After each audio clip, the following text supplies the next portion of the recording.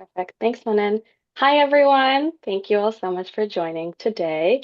It's really nice to see so many people. I'm Garima Lanavith, current director of marketing for YJP this year, and I'm really excited for today's event.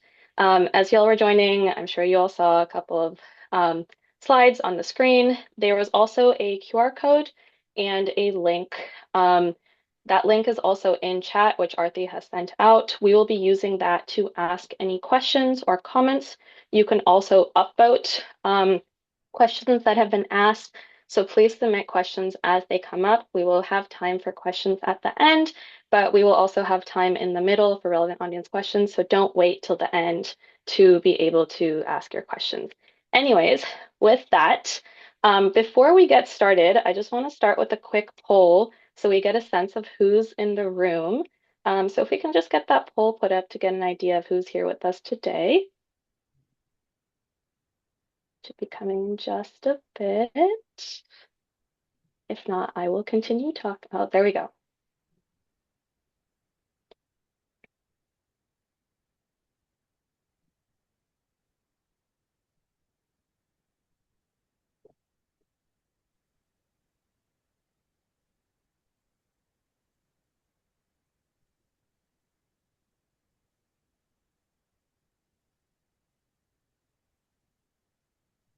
Anyways, we're getting a couple of responses coming in. I'll get it a couple more seconds to sort of get a couple more votes on there as well before continuing onwards. But I do think that we have a little bit of a mix.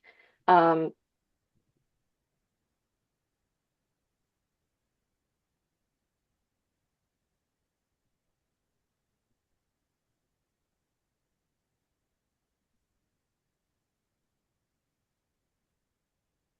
Anyways, let me just continue onwards with it. Well, now that we have that as mix, it's perfect for our conversation today since each of our panelists here is representing a different stage. Like Manan mentioned, this panel is called Woven Together, Voices Across Generations, and it's going to highlight various stories, but also draw upon common threads and connections that we have. Now, quickly, just wanted to intro our panelists before jumping in. First off, we have Lata Champsee, who is the first and only woman to have served as the president of JANA. Along with that, she has decades of volunteer leadership from various JANA positions and has gotten work with also along with the South Asian Seniors Club and is currently a manager of Rainbow Realty Estate. Next up, we have Mansi, who started off as a software engineer and then became a partner at a law firm. She is also the author of the Monsoon Method. And last but not least, we have Simi, who is the founder and CEO of South Asian Trailblazers, former chief of staff to Indira Nui, and named on the Forbes 30 Under 30 list. Now, I'm going to turn it over to you all, but instead of having you all give a formal introduction, I'd love to start with the moment that's really shaped the path you're on today.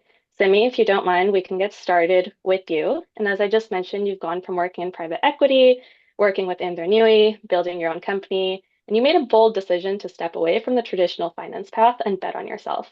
Can you take us into that moment and the uncertainty behind it?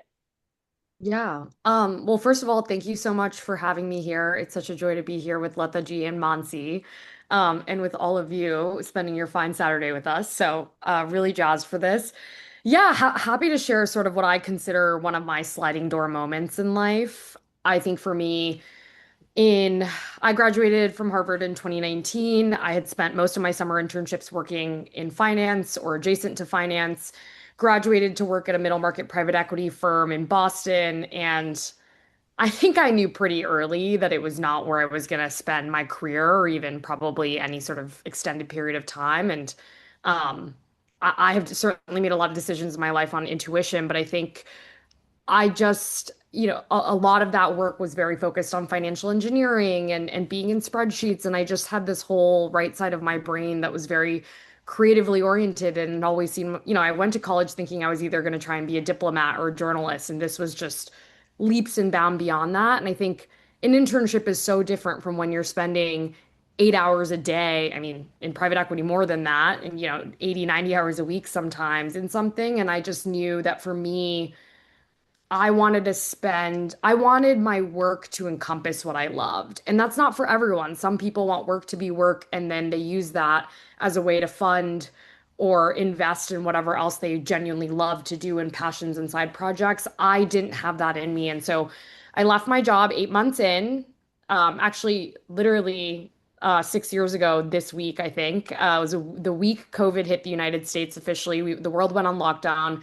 Every hiring conversation I was having with startups and beyond went on hold. So, all to say that decision wasn't all sunshine and rainbows, but it led me to start South Asian Trailblazers as a side project because I needed something to show for my time and really set me on the trajectory I'm on today. I wouldn't trade those 8 months in private equity for the world. They shaped who I am today and the work that I do. But I'm really glad that I did it when I did. Granted, like quitting was very scary and I felt like a quitter at the time. But the alternative would have been staying in a job and career that really wasn't my calling. No, that's so exciting. And then I guess, how did you feel after your first podcast, right? Did that change? Did you feel like you had made it, or was there still sort of like a level of uncertainty and still feeling like there was so much more to do and you weren't sure about it? Oh my gosh, I definitely didn't feel like I made it after my first podcast. It was like COVID. This amazing author and journalist, Soap on Deb, had agreed to come on Zoom and do this road podcast with me. But it was just exciting because it was my own. It was something that I loved. I'd spent my senior year of college investing in a podcast project, and the reason that I decided to go back to it in 2020 was because I was like, that was the last time I felt alive and like I was doing something that really had me jazzed. And so I think yeah, I felt like some inkling of like, oh my gosh, like this is a good feeling. And for me, storytelling always evokes that in me. Like even on a really tired day when I have a great conversation for the podcast, I like feel that in my inner soul. But what I thought South Asian Trailblazers was going to be in 2020 is not even, I mean, it's close maybe, but it's not what it is today. It's evolved and shape shifted as I've grown as a person too, as the industry has changed, as AI and all these COVID and all these things took over. But I say that to my takeaway from that is like you should always start. Like you never know where you're going to end. But I'm so glad that I took that leap and started. And whether it became a company or didn't, wherever I end up in another, 5 to 6 years, I know I'll always be grateful that I ultimately did this and invested in this. No, of course, that's so exciting. Mansi, we're going to take it over to you really quick. Now, you've also navigated multiple pivots, right? You've gone from engineering to law, you've been an author, you've had many other things mixed in. Can you share a moment where you knew that change was inevitable? I don't know if I feel like it was inevitable, but there was a time where the 2000 it was in 2001, 2002 that we had a big dot-com bust. I know that I'm probably dating myself a little bit here, but that's okay. And the jobs in computer science and engineering, which is where I got my degree, were kind of like I had gotten the Microsoft internship. There was no Facebook, Google, or Meta or any of that back then. So getting the Microsoft internship was the thing to get. That's actually when I worked with Lata was back when I like had this internship in Seattle, and I was really excited. I love software engineering. But when I graduated, the only jobs that you could really find were in defense and in missile defense. So I had started in in missile and satellite systems, which I think we're seeing interesting things about it today with this war. But like back 20 something years ago, I felt actually very uncomfortable. But I took the job. And then one of my high school teachers, because I love doing Model UN, she had been like, Monsi, I think you should look at patent law. And I was like, okay, maybe I'll look at law school. Maybe I'll just take the LSAT and apply just in case I don't find a job, right? So it was kind of like my backup option because all of us who have parents who are pushing you, we need to figure out what's next, right? And that safety net, unless you have it, it's harder to do something else. And so I had applied to law school. So I started working before I graduated from college and I got into law school. And then I had this like choice and I didn't quite know what to do, but I knew I felt very uncomfortable working in missile and satellite defense because I didn't know who they were going to sell this stuff to. It was at BAE Systems. I had started the job, but you don't get to control where that goes. That's like way above your pay grade, but you're going to be contributing to it. So at that time, I went to my boss and I'm like, I'm trying to figure this out. And he had two brothers who were lawyers. And this is like before what I've seen of Silicon Valley. And he was like, you should go to law school. Both my brothers make more money than me. And I was like, oh, well, this is easy. Like you're giving me an out. And I didn't feel comfortable with the job, but you were never going to tell your boss that. And so So I was like, okay, well then I think I'm just gonna, work through the summer and then go to law school. And so that's what I ended up doing. And then that ended up being my career for 20 years. Like I was a patent trial lawyer. I did a lot of technology law, so I got to see the ins and outs of really big companies. I got to work for Apple, Meta. I can't tell you that like I was more successful than I ever imagined in the law, but I when I first started, I couldn't have dreamt that that would be what happened. And now I'm pivoting again, but we can talk about that later. But all of it, I think, is when you figure out that you want to do something different, you have to figure out how to do it, but don't not try.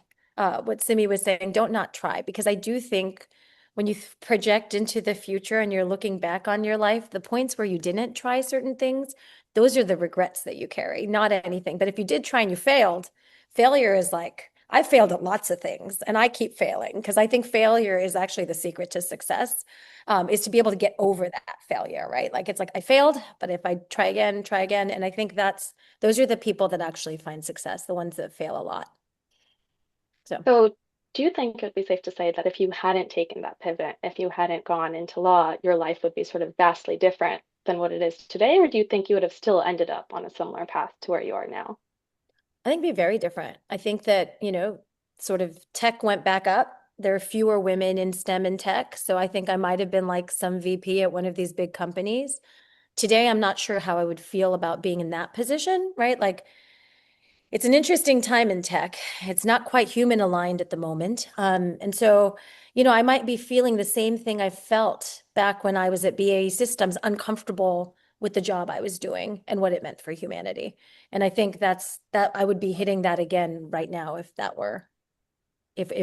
I was still in tech.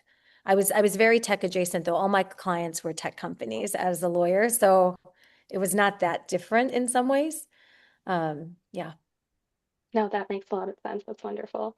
Lata and Dear, we're going to go over to you now. You've mentioned that you never really set out to lead, but you've stepped into opportunities as they came up. So just was wondering what drew you into community work in the first place? I guess the community work we all have in us. We all want to help people. That it's a human nature to help. In as early as 1967 or somewhere, there was a flood in Gujarat. There was a Tapi River flood, big flood. Huge amount of people lost their lives and all. So I was in college at that time. So some of our friends said, let's get together and collect some funds and some clothes and whatever, and we do it. And this is how my community work started. So we went door knocking from door to door to door, collecting money and the clothes, old clothes and stuff like that. And we send it to them. And this is in 1967, about so many years ago, 50, 60 years ago almost. And since then, I have always felt that I love doing things for somebody else. I enjoy doing it. I enjoy doing something which makes difference in someone's life or some which way, some causes. And I've been doing it. Anything came on my way. I didn't particularly seek out like the career that I would want to do this or do that. Something came on my way and I kept doing it and kept doing it. And this is what has transpired into me. So, and it's so miracle that I became a Jaina president. That truly is a miracle. I didn't go for it. It just I happened to be there. Tame bani jao. So okay, I said okay, and that's how that's how it went. And I really had to fight for it at one point tremendously at our sung and all that. I say, well, if all women men get it, let me try it, and it worked. So that's basically what it is. So anything I have done, it has come on my way, and I kept doing it. And I believe that if you work 100% of yourself, 110% you give, tan man and dhan, it works. And that has been the motto of my life. Do your 110%, it works. No, and that's so inspiring to hear, and definitely we want to dig into sort of more of your journey as we go through this panel. But is it really the 110% that keeps you motivated to continue serving even today That's after so many years, or sort of are there other values and things that have helped also bring that about? So basically anything you any which way if you can serve community. I mean, I didn't go into mainstream community. That's the one of the regret I have. And years ago there was a United Way was wanting me to be one of their board member. YWC also wanted to be my board member, and I think one of the member of parliament wanted to be his assistant. But because of the family responsibility and the business responsibility, I did not take that upon that opportunity. Otherwise, I probably would have gone in political circle and become a parliamentarian or something. Not the member of parliament, but help in which way it should have made the difference. But those are the regrets you only think once you have passed the journey. You don't remember, you don't realize while you are there. No, that makes complete sense. Now, I know all three of you have briefly touched on this, but I wanted to dig into it a little bit more. Simi, you talked about sort of podcasting. You went back to it because that was the last time that you had felt really alive. Mansi, you mentioned this as you pivoted. Lata, you also mentioned this sort of as you're doing community work. But how did you recognize that this is what's really fulfilling you, right? How did you recognize that this is the right path for me versus being sort of set on the traditional right path that so many of us have heard about? And whoever wants to start with that, please go ahead. I think we start with the Simi, I guess. This we go in the same order. Okay, Lata G, I'm happy to go first. I actually like think this goes to the broader conversation on spirituality. I think that when you are doing, I sincerely believe that like we're all put on this earth with it was something that we're meant to do. And like a Mark Twain quote that I've lived by my whole life is like the two most important days in your life are the day you're born and the day you find out why. And I think that when you are truly aligned to whatever your higher calling is, like you feel it, like you feel it in the way that life flows and decisions get easier. And even when the work is tough, because I mean, especially for me as a founder, like tw it's only fun 20% of the time. Like 80% is a lot of work, but I love it and I live for that 20% that I love. And I think as Lataji's talking about community work and Mansi's talking about how she felt like she was inevitably gonna end up on this path. And like, I think deep down, and it's not some like concrete light bulb moment or some external validation. It's something that you feel internally. True. And so I think I have felt that in the last couple of years, and I can sense the moments where I don't feel that and I don't feel like I'm aligned to my higher purpose. And I've tried to be like, okay, fine, this thing I'm doing is a means to an end, or maybe I need to step away from this. And it's just amazing how much things fall into place when you actually go where you're meant to. And I really think the universe works that way. And yeah. Or it is once you reach there, you think this is where I'm meant to be. Absolutely. I might be a little bit more practical. And I think you did touch on it, Simi, which is like 80% of the time you're like doing the hard work. And sometimes that part is not the part you are living for, so to speak. That was definitely true as a trial lawyer. We love trials. We like getting in front of people, talking to people. We love like working with our clients, but we do not like all the grunt work between those trials or between getting to like come up with strategy. And there's a lot of grunt work because somebody has to execute the strategy. So that is not always what you're excited to do. And so I think as a lawyer, as somebody who's done that part for a while, is pivoting now to do other things I would want to do in my life. I don't know that it's always going to be rainbows or feel that way. There are going to be points in your life where it does not feel that way. And I think the journey is not always going to feel like, oh my gosh, I am on the path and it feels completely right. You're on a path. The parts that don't feel right, you have to figure out why and make sure you can realign. And sometimes it's within your own organization, you can do that realignment, right? Like you're like, I'm working for this, but I'm really interested in this. How do I move teams? How do I shift? How do I figure out how to do more of that? I don't think it's always big things. Like it's not always quitting, it's not always pivoting. It's just figuring out what will bring some of that to you so that your job or whatever work you're doing, because we're at our job more than we are with our families, with our friends. So you have to make sure you're getting something from it, something that fulfills you. But it's not going to be all the time. I can tell you, all the other times we're not like when I'm writing briefs or, figuring out discovery or doing all this stuff, that was not fun. Or having to talk to an associate about how they didn't meet their obligations. Like there was a lot of hard parts of every job. No one's job is all rainbows I mean, even Simi's is not, right? And it looks, when we get to see her talking to Priyanka Chopra, we're like, oh, I want her job. But in reality, to even do that, like there is so much that she has to do behind the scenes, so much grunt work, so much other stuff that we are probably not seeing. She's not sharing that on social media, right? I remember sharing when I was a lawyer, like I wore two different shoes to work one day because I was just so busy. I just had a baby. I went in and I'm like, this is life, right? Like life is not this like perfect, the stuff we show on social isn't really life. It's actually like all those little moments in between. And you have to kind of laugh at yourself because a lot of that stuff is going to be happening. That's not easy. It's not fun, but that like to get to the career that where you're happy, you kind of have to do some of the stuff that you're not going to like. So I wanted to say that because I think otherwise you might believe that we all had this like very simple path, but I don't think it's that way. I think Lata Auntie mentioned it too when she talked about family. Like, you look back and you're like, I could have done this, I could have done this. And, my kids are 6 and 12. I can tell you there's a lot of things I am not doing that maybe I could have done or wanted to do because that is actually my first responsibility and I love it. So if I had to choose, that's what I'm going to pick. But there are other dreams, right? And like Simi hasn't had to deal with it yet. Maybe she will, maybe she won't, but that will be a different set of, things Totally. you're dealing with. So, yeah. I agree with you, Mansi, there that once you have kids, we pay attention to them a lot more than we sometimes have the time to. And those are a few of the regrets we all go through once we grow up. And I wish I had given a little more time to them and all that. And there is never such thing as enough time. There's no such thing.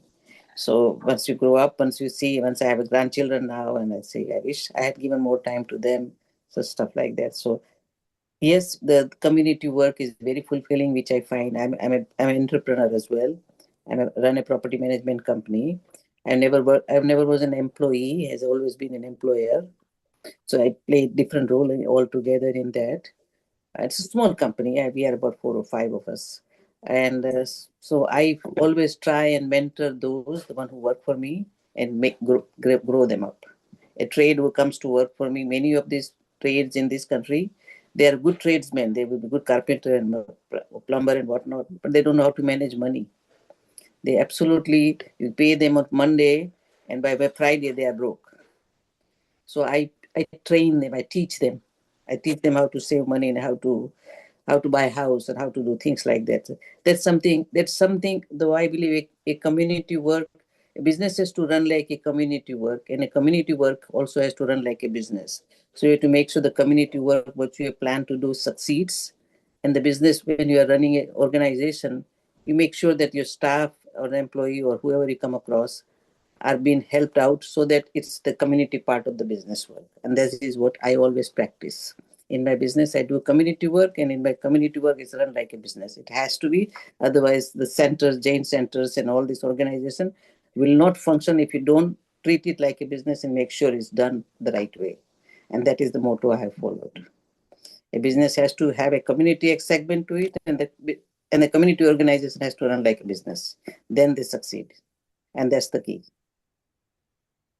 So I'm hearing a lot of themes about like, you're pushing, you're continuing to grow, but you also have a lot of things outside of work that keep you balanced, right? And I think one of the common questions we were having as people are registering for this event was, how do you keep on pushing in a world that's raising the bar for women, right? And is it really going back to sort of these things that you have outside of work, or is there something else that you're also using to balance like the ambition with the burnout to make sure that you're doing this in a sustainable way that lets you also enjoy the things that you're doing? I'll let someone else go first this time. And go. Um, what I've done throughout my career is I'll find organizations of like-minded women. I think they fill my cup in a way that's different than sort of the other organizations because a lot of the things that we deal with as women, both now, before, maybe in the future, I feel like there's a collective understanding of some of those things. And like today, I'm missing the meeting because I thought this was more important, but we get together a couple times a year all together, and then we have other things throughout the year where we all meet up. It's called High Power. It's this really fun group of women who are sort of management C-level people, and we all get together and we talk about different things that are happening for all of us in our careers.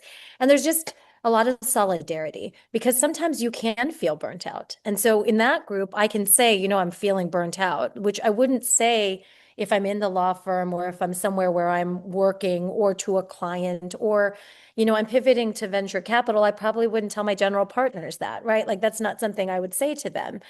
But I would say it to this group of women who are like, yeah, what's going on? And it's like, well, this is happening for my younger daughter. This is happening, like these are all the things I'm dealing with. And then usually they're like, oh, I have an answer for you. Or I know someone you should talk to on this.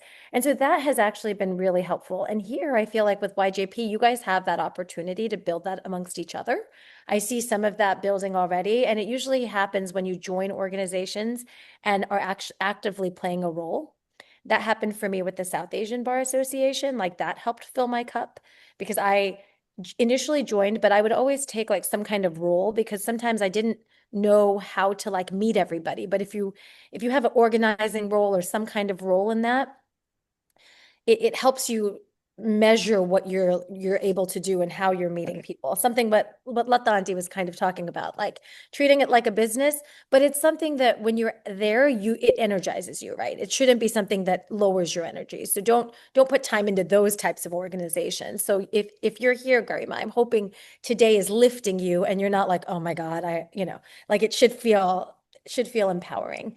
And so when I did those things, like slowly, like what Lata Aunty said, that's what happened to me. They kind of pushed me into presidency of Saba. And it's actually how I met Simi's older sister, Millie, because she was at the leadership retreat when I was president of the South Asian Bar Association, now like 11, 12 years ago, which I'm really dating myself, but I should not be.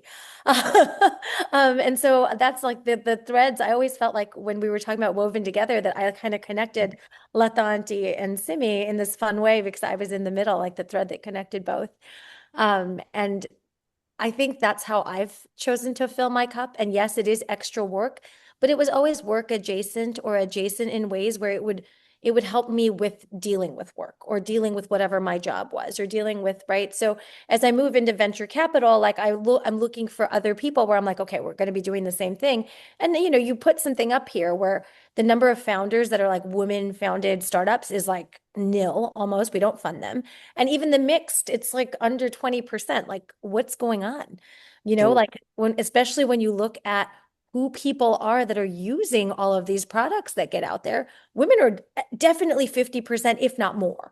So, like, why is that happening? Why are we not the ones building for ourselves? Something is missing, right? So, that's kind of actually why I did this pivot because I'm like, I want to find them and then I want to fund them. And so, the only way to do that is to be part of the game, right? You can't do any of that if you're on the outside. So, I was like, okay, now I have the time to pivot. That's what I want to go work on next. Like I worked on the law thing. I got to equity partner, at least moved the needle. I actually wrote the book because of that, because I was like, I need to give back. And that's, I think, the other thing. Lata Aunty started with it, but I think giving back really does also fill your cup. So find where you can do that, and that will So, fulfill you also. So I hope well, that she helps. said it. Mansi said it all. Mansi did it for me too. Yes. I mean, it's Oh, true. It fills up your cup when you do things like that. It really makes you feel good. And really, when I truly feel good when I do something for somebody, grow them up and raise them up and all that. And I have mentored many, many, many, many women or many men also in my life. So it's truly, truly rewarding. Thank you. yeah, I'll just add, Monty, it's funny, Millie's actually on the call today, so it's a perfect confluence of all of us. Agreement to your question on like we're at a time where society's raising the bar for what they expect from women. It's a weird conundrum, right? Like women are more financially empowered, independent, have more access to opportunities, education, are outpacing men in terms of higher education, how much they earn, all these things. At the same time, we're seeing like a lot of our basic freedoms rolled back, a lot of DEI dollars dedicated towards women. As Monty said, less than 2.3% of venture dollars go to funding women. It's even worse in AI right now. So Mhm. I'm like, how do I hold those two realities at once? Because on one end, people are like, you have it so good. And on the other end, they're like, this is so bad. And it takes me back to kind of a controversial take from one of my mentors, which is, they used to say like women can't have it all. And she would say, women can have it all, just not all at once. And I think this goes to the point that Mansi raised earlier of like totally right now my priority is my career. I have a sister who's 10 years older than me with a beautiful niece who's 17 months old this month. And I'm like, yeah, I've watched what it's been like to watch her transition to motherhood, right? And own that, come to own that responsibility in tandem with her career. And I think it's just this reality of like our purpose, our role in life, what we're doing is allowed to evolve. And there are a lot of expectations put on women of like what those given things should be and all the things we should be doing at once. And I think it's somewhat of accepting the reality that like you can't do it all, and life is a series of decisions and priorities that you are making on any given day. And it's okay if that shape shifts as you grow and change as a person. But to I think Monty and Lataji's point, like how do you create infrastructure around you to support that? And some of that is like with people like Monty who are like, I'm gonna go be the VC that funds the women, right? And backing other women. Lataji, who became the first female president of Jaina, right? And it's also like existing and communicate in community with your peers and not just women, but men too.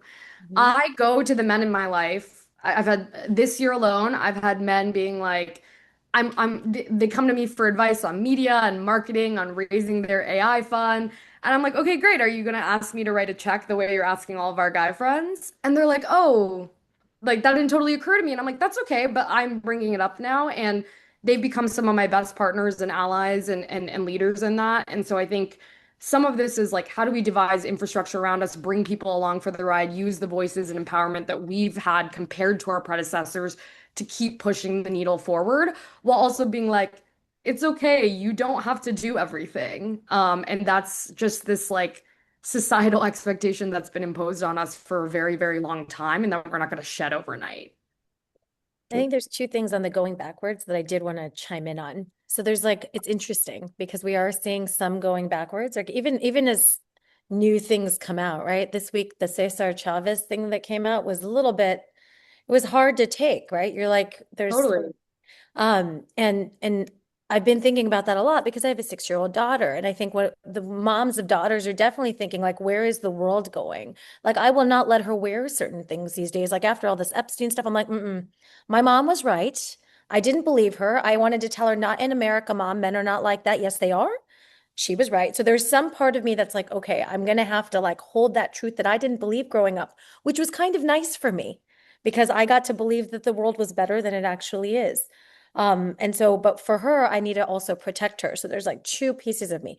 But the one thing that gives me the most hope is that what we've seen, at least in the data, is that women are going to hold more capital than men soon because men tend to not have the same life expectancy as women. So when True. they die, women end up being the people that get the money. And so we are going to be holding that, and that is influence. And if we can band together and not have everybody fall into the trad wife movement, I actually think we have a very good shot at shifting things back into the way we would want to model it for our daughters. So that's like my hope. My hope is that women and their capital will be used in ways to move things forward because in the society we currently have, it's the only way, right? Like, unfortunately, that's what we've decided. And because we've decided that, I feel like moving capital in the direction of what we want to see is the way to shift and make that possible. So that's also why I think about the next career jump is something where True. that's what I do. Yeah. No, I am the same single woman with inherited all the what you just said, and I my focus is on working with the charities, women empowerment, and that's what I'm continuously keep doing that. So one of the charity ladies on the call here, I can see that. So she runs in Rajasthan training women the sewing and needlework and the stitching and stuff like that, so they can become independent ladies. They can earn their own living and all that. So So Dr. important. Nidhi is online as well too. I saw her. Yes. So I work with other such charities in India. And the main focus is the girls school in the Bengal. We run a in the rural area of Bengal because I'm from Bengal. We run the teach coaching classes, but I insist on 50% girls should be there. So that the parents are, in order to send their son to the school, they are forced to send the girls to the school. So that way the girls get education. And that is what has been my focus on. Thank you. I feel like there are so many wonderful threads to pull from here, right? We've gone from community, we've gone from being uplifted, we've gone from feeling sort of like, being supported and sort of having this balance of men and women. And I really kind of want to pull on that thread because we have a lot of really lovely men who are also here on this call with us today, which is really nice to see. Yes, Um, let what advice do you have to give men who want to be supportive and sort of help push this forward, but don't always know how? I can share one. I think we learned, I think it was the Obama administration when they were talking about like how many women needed to be in a room and how they were able to influence, and it usually was three. But if there aren't three and there's only one or two, that's where men can do a lot, right? Because a lot of times what happens is we'll say something in a meeting, and this happens, I think, in a lot of places, and then some guy down the table will parrot it a little bit later, and that idea will be taken and then become something. And so what all of the men in this room can easily do is say, "Hey, yeah, I love what you're saying." And like Simi said it earlier, or Lataji said it earlier, and that's so wonderful. I think we should absolutely do that. So you're at least crediting women for their contributions, because I think sometimes that really does get lost. And yes, and I think that is just a really beautiful way to not harm the man, but also bring in the woman and show that it's a collective decision-making process and that she actually had the idea first. So there's a lot of that like stuff you can do to kind of lift women. Or if somebody does have a good idea, it's okay to say, "Oh wow, Garima, that's a great idea." And right, I'm going to take Garima's idea and make it better. And Garima, what else do you want to do? Right, like you can lift the voices, especially when you see in those contexts where it's just one or two women and a group of men. Which that's my whole career, by the way. It was me and a bunch of men almost every time, because there aren't that many engineers that go into law. So it's like me and a bunch of men. And it would have been so nice to have that person's like what Mansi said. So like, and that doesn't happen that often. But when you find that person, then you will also, as men, see that that person will support you in spades. Because when we find those kinds of people who see our value, we will help you in ways that are different. And I think it will pay you back too. So yes, it's like a good thing to do, but I also think you will have a supporter in that person that works with you for a long time. They'll true. see what you're doing. Like in the early days in Jaina meetings, the executive committee meeting, there will be one or two women, the rest is all men. This still is the case. There still is It very few hasn't women go in changed. there. So, this is exactly what is the some people have helped me to grow. Some of the past presidents have helped me to grow and reach I am where I am, where I went. Latanti, who's the one who told you do it next? Because to me, that was the person who actually was the biggest lift. It Like, it's was your the turn. Dr. Dheeraj Shah. Dr. Dheeraj Shah, the So, president, two presidents previous to me, he saw me in Toronto functioning at the Toronto Convention 97, uh-huh. and he pushed me to become Jain Digest editor. And I said, I don't know, editor no E પણ નથી આવડતું. I don't know how to do it. But you learned it. He pushed me, and then my better half said, become, I will help you. And he had a master in English, and he was an editor in his school days and college days. And I started doing that work, Jane Digest editing, and then I would make a page ready and give it all booklet. I give it to him to edit it, to correct the English, my English. So in one page, he will make 20, 30 errors. This is not right. This is not right. This is not right. And then I will correct it, and it used to go for printing. Over the years, that 30 error became zero error. Then he said, now you're on your own and you can do it. And since then, I've been writing English without any errors and all that. I And think go you ahead. just gave us the most support that someone can do. When you have a partner who does that for you, Latanti, He that's did. like He did. everything. So if there's anything you take away is be that partner Right. that Latanti had, which is And who pushed her and helped her behind the that's scenes. it. And whenever I went to Jaina many a times, he's with me. He's standing in the corner, and somebody will want to know who he is. Like, I'm her husband. He used to say that. So he was very, very supportive of me. So, and that is all men can be. And the women, most women are supportive of the men and their careers and their lives and all that. So it should be the other way around as well. And I was lucky to have one. And I think that will make a tremendous difference. Yeah, and I'm lucky to have one too. I will tell you a story that I don't tell that often. When Great. I became Sabah president-elect, I also became pregnant with my first child. And Wow. I told Archit, I'm like, I think maybe I should take a step back and not do this because, we're having a baby. And his response, and I will never forget, was, do it now. He'll never remember. I got it. And so he's the one who actually pushed me and said, do it now. He's going to be 1.5. He's not going to remember these years like he will when you're these 3, 4, Exactly. 5. So go do it now. And then you'll be there when he actually can remember. And then he supported me. So did his parents. Like they were at the Saba conference that I had to throw in Florida. They came, watched my child while I had to run around like the president because I was the president. I was nursing, like all the things, and they supported me. It took a village, and I was lucky that I had that village, but it was because my husband pushed for that. True. And I was very lucky to have that kind of partner in Archit. So Yes, that basically helps tremendously. it's almost the only way. All men have to treat us equally, and as we do, as we support them, they should be supporting women as well, and that will make a better world to live in. Mm-hmm. Yes. 100%.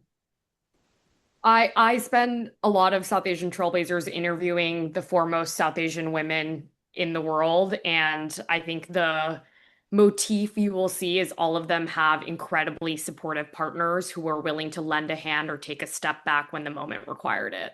So, obviously echoing that, I feel like I'm preaching to the choir with the men that are on this call. Thank you for being here and being Being on this here, I call. know. Like, but I think it's a little bit of what I said earlier, like back women, like say our names in rooms that we're not in. When you're in a room and you see that you're sitting around a table of all men, ask the question of why isn't there a woman in this room? And if there's only one, bring her into the conversation, talk to her, write women checks. When you like I said, with my friends who are like talking to you about this stuff, I'm like, hey, I a bunch of my friends, honestly, Mansi, who are VCs or in VC, and they'll tell me about something and they'll be like, this is our board of advisors. The first thing I will Oh, often say is, why is it all 100%. men? Like Mhm. and so I never do it shamefully, by the way, and that's never the intention of this, but it's always just like, what are those moments you can take to be like when you're in a process where you're reviewing resumes because they're hiring someone for a role at your firm, like, are you paying attention to the women in the stack and giving them equal consideration, right? Like, there's so many little things and actions that you can take. And some of it is just like being cognizant when your firm is having like the women's forum or the women's networking event, like, are you attending and just like showing your allyship in the room? I just think like it doesn't have to be this gigantic, massive thing that you do. It's really about your presence, and affording women support in the small ways that you can. No, I think that's so lovely to hear that, like, of course, it's about the big things. The big things always help, but it's also the little things that you could do in the day to Makes a day, big right? And it's difference. just Big how difference. you show Yeah, up. And go the ahead, little please. things, no, the little things actually can make a huge Make a difference big in the, difference. yeah, Yes. you don't think you are. That's the funny thing. You think you didn't even do that much, but the effects of that little thing can become so huge for that person's career. You might not even know how many steps, like the chain reactions can be very big. So it can feel small to you, like, oh, I just kind of did that. But then somebody might remember and then might put something down or might give them this next thing. Like chain reactions from little things are actually, they can be very, very big. And so I would say that it might feel little, the little things you're doing, but they can actually have a very large effect.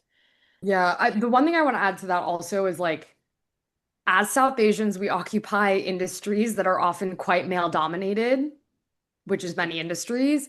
And like I think back to my days in finance and the way new analysts would get staffed on deals is like, oh, these two dudes were in a fraternity together. And so they're just, they're out for drinks one day and they're like, hey, why don't you come work on this deal with me? And then a woman's end of quarter review comes up and they're like, well, why aren't you on more deals? And it's like, well, because staffing is happening at drinks where I'm not invited, right? And I think like it just goes to this idea of small actions add up. Like, are there even ways that you can mentor women and really drive concrete results for them? And some of my most supportive mentors in my life are men, and they have gone out of their way to champion me and support me in ways I could have never dreamed. And so, I think the little things really do add up. Yes.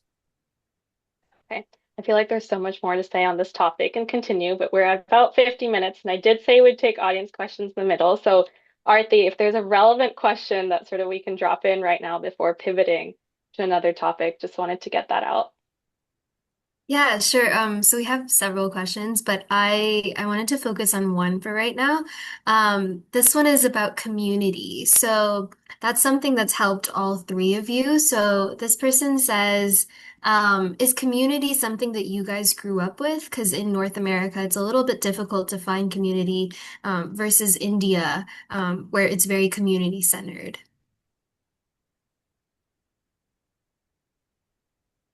I did not grow up in the community. I came at the age of 19 here. So my real growth has happened, and that was in 1968. So in those days, the Indian community wasn't in Canada, did not have any. So there was no community there. So I have grown up outside the community. So that's why I'm able to think outside of the box, because I grew up with non-Indians like Egyptian and Europeans and all those women and all that. So I used to work in an office where many women were there. So my thinking is entirely uh, formed by these women who were from non-Indian communities. So many were European. There was one Egyptian girl. There was one Lebanese. All of those women were. So I have grown up among them because I used to spend 8 hours a day in the office with them, and that is where the lot of thinking and lot of things come. So I have not grown up in this traditional sense of community. So I've grown up all by myself with the help of strangers and that. And even the person whom I married was a stranger too. It was arranged marriage, so it was a stranger too. So it became a known after a few years. Until then, she was a stranger as well. Yes. Well, I think we have a little bit of thinking to do, Latanti. I know you're saying that, like, but you all built the community that we got to benefit from. So let's be very honest. You getting involved with Jaina, you create YJP doesn't exist without first having Jaina. So your generation is what gave me and my generation community. I can give my parents that credit that we had a really large community around us. It was as I was growing it up that we started Pathshala at somebody's house, and then So now it's at a temple, right? And it's a beautiful temple in Southern California. And so, the growth of community has happened over time, but it did take the effort of a lot of people true. who had immigrated here to build the community that I got to benefit from. And then even like I guess like a half generation later, Simi got to benefit from. So I feel like we all have benefited from the community that Lata Auntie's Which is generation, started that many years ago. yeah, Yeah. built for us. But yes, there is community. And the fact that we're all together today is because of that Eh, community that we're even Thank on you. this call. Um, and that from this, it does take work. So community doesn't happen without a lot of people putting in work, right? My mother and father put in that work so that I had community. And I can tell you, because of the way America is structured, the type of coming over, we were just talking about this with friends. In Dubai, I think maybe that community still exists where people go over to their house for chai without calling. But in America, we all have to schedule the chai. You know what I mean? Like True. nobody's just like dropping by and saying like come in and then spending 2 hours because we're all so scheduled. But I think maybe there might be some interest in bringing back that kind of community, but then it'll take effort. You'll have to go drop by someone's house that you love and start building that kind of community. I do think we will all benefit if we do that. So it's like I'm trying to figure that out for my own family and The life. changes take time. Those kind of changes take time. It Right. takes a generation before these changes happen. But if you make the A talk about it, priority. keep talking about it, it can happen. Yeah, and I think we all want it to happen, right? Somebody's asking this question because they're feeling the lack, which True. means there's a solution to that problem. This is what startups do all the time. So maybe somebody needs to come up with that solution. But in reality, I think we all have to be a part of that. And so I think it is possible to build community. This is a very great start that you're attending here today. And then I know that YJP does things in every town and you guys do dinners and all these really great things. And I think that's how community starts. You find two or three people that you gel with, and then you keep building that community. And I think, Today, of course, thank you there's a huge again. community everywhere. Today, there's a huge community everywhere. Canada has a huge number of Indians now than it was in 1968. We were 700 Indian in 1968. Today, we are a million. So you can imagine the growth in here. No. There are 10 Jain families versus now we are 2,000, 2,500 Jain families. So it's a growth. Yeah, I was very fortunate to grow up in a very robust South Asian community. And to Mansi's point, like I we all stand on the shoulders of giants, like the Lata G's and my parents and many of our grandparents who my core thesis on the way the South Asian and Indian community has evolved is like for my parents' generation, a lot of our grandparents' generation, they created community out of a need to survive, right? In this new foreign place where we had no infrastructure and people had barely seen brown people. And then successive generations, it was about sustaining, right? Like how do we retain this connection to our culture? So we went from surviving to sustaining. And with South Asian trailblazers and a lot of, the peer communities that like Garima with YJP, like our peers are building, I'm like, it's about thriving, right? So in 3 generations, we've gone from surviving to sustaining to thriving. And like, what a beautiful iteration that is. And I'm curious to see what like Gen Alpha is going to do next, right? And maybe Gen Alpha gets to a point where we don't even need that, right? Because we're all just integrated and have a little bit more of that connection to who we are. And that's just my view on where society's going. But I don't think you need to have. When I went to college, I had so many friends that it was their first time ever having South Asian friends because they grew up in like rural Idaho where they were the only brown family there, right? And just because you didn't have it at some point in time doesn't mean that you can't have it later in life. You obviously have to go out and seek it, right? Because it hasn't been around you for maybe the first 2 decades of your life. But I think the beautiful thing about community is it's everywhere, it's omnipresent, and also like community doesn't just have to be about having a shared religion The or shared shared culture. heritage. I have communities with women. I have communities with Mhm. people in media because that's what I'm passionate about. I have community with people who like to go to the same dance class I like to go to in New York, right? And so like community can look like a lot of different things. And I just encourage, I think I'm so in the age of AI, I'm so bullish on in-person IRL interaction and people getting together. And I think Mhm. we're going to all value that so much more. And so I actually feel like community is exploding. And it's just like that one touch point of like going to that dinner on a Tuesday after work and like finding that women's group or their Instagram page or whatever and engaging. And I promise you it's out there and you're going to find one that resonates and is going to welcome you with open arms and change your life.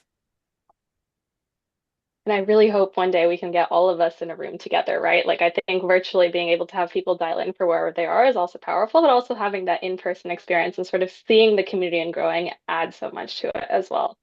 But no, that's so exciting to hear. I'm going to quickly pivot a little bit to make sure we can sort of cover a couple other topics. But we've talked about community, we've talked about various types of community, but one of the things that does connect us is we are also Jain.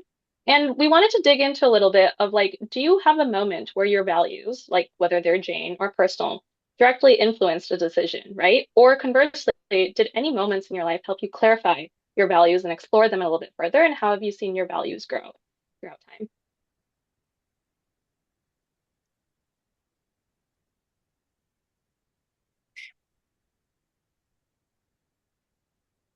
Feel like this one's a little bit of a hard one, a little bit of thinking. Yeah, We'll give it a couple. little bit. It's a little loaded question, so it's a little bit. I guess let the auntie, I mean, to dig into it. I know when we had our earlier conversation, you talked about a lot about seva, right? And how that's sort of come up and how you're inspired by Gandhiji. Do you want to dig into that a little bit and sort of that story and sort of how that's continued throughout your life? So when I was 13 year old, I read a autobiography of Mahatma Gandhi. Yes.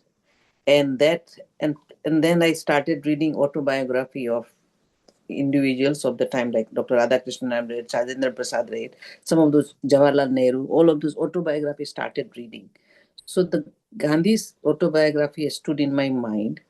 His principle to stand up for the truth, because he was the non-cooperative movement is the one which really stuck with me and has influenced me, that if you don't agree with something, you do have to stand up for it. And I've all my life in any organization, if I don't find something is right, I will stand up for it. I said, no, this is not right.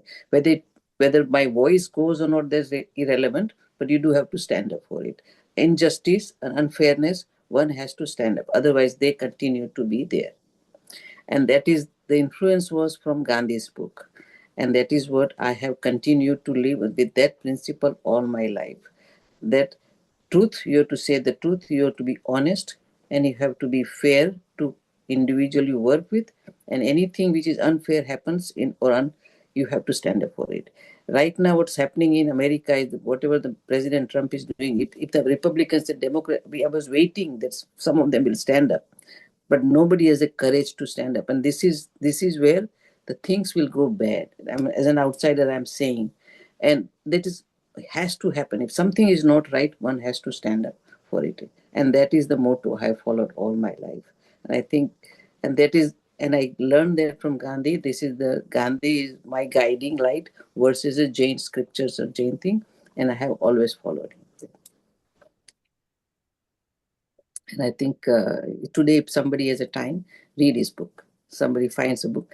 My grandson, he's 8 years old. He reads a lot. And he's told me last year, I'm asking him, Dorian, what do I give? What do you want for gift? He said, Nani, you give me the book you like. So I gave him the biography of Gandhi. I didn't have auto, I had a biography, so I gave him that book. And I haven't found out yet whether he read it yet or not. So that and the an autobiography of Martin Luther King. I gave him those two books, and I want to know what he thought of it yet. I haven't found that out yet.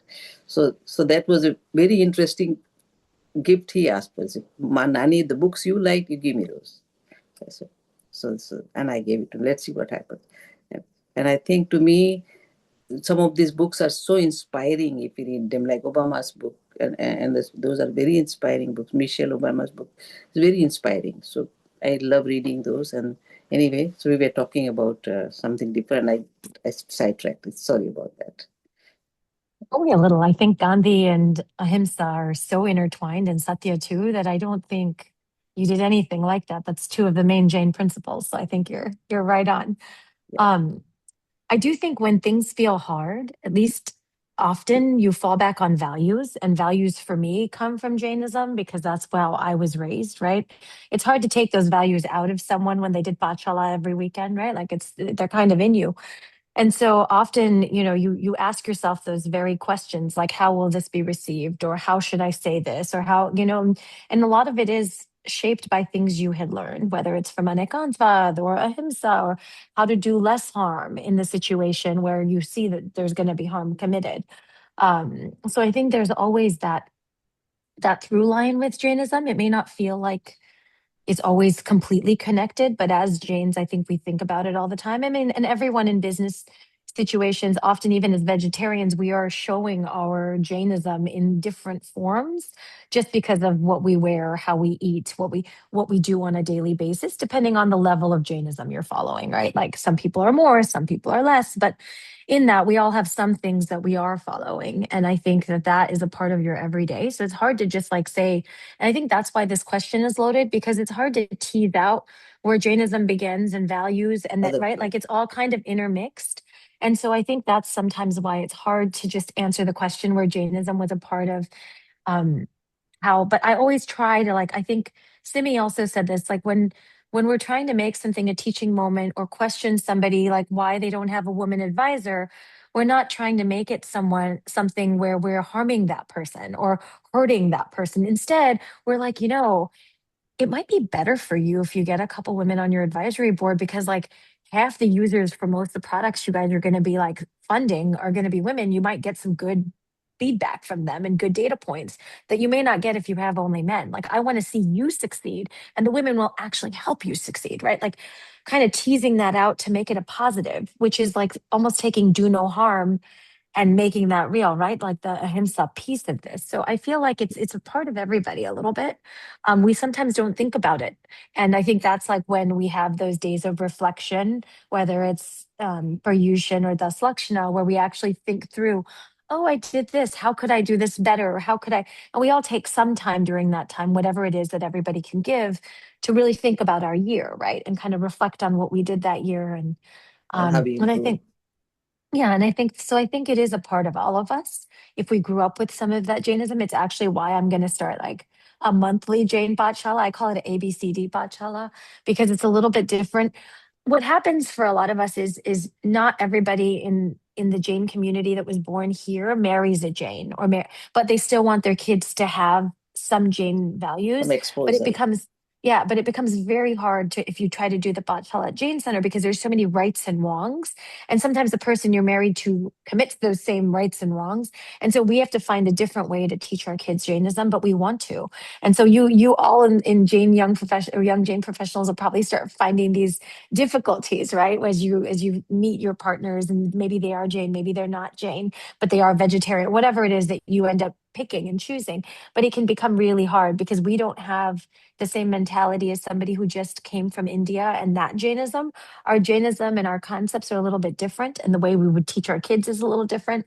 And so, it's hard to figure out all of that out. And I will say that to this group because I think it'll come for you sooner than maybe YJA or younger people than that.